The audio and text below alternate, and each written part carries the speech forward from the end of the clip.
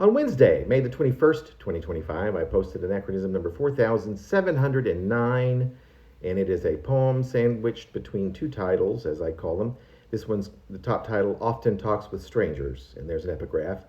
But leave me beside myself, like a kid next to a lamppost. John Ashbery. What are you insinuating? He sniveled. Whatever it is, full of sobs now. It's true, it's true, it's true.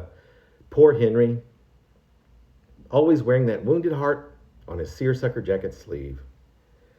Brett was also always pushing his buttons, of which this afternoon's brouhaha was the template example.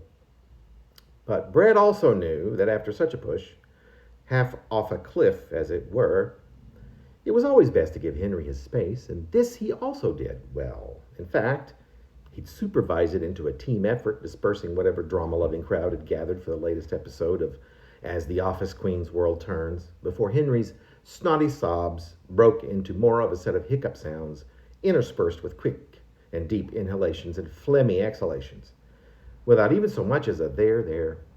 It was one of the innumerable reasons Henry adored Brett.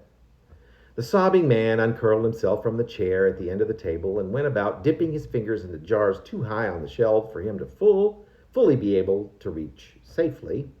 Something was bound to break, or else he'd lose his footing and fall to the floor, breaking his hip or giving himself a concussion, or both. But not this time.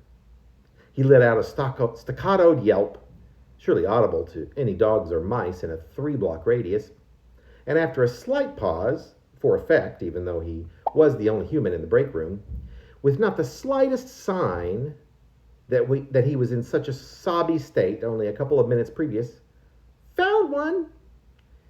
And with cookie in hand, he marched himself back out, worked his way through the sea of cubicles to his desk, put on his headset, and with all of the vocal authority of an army general or a head of state, let out a Dallas & Hines customer service, Hal speaking.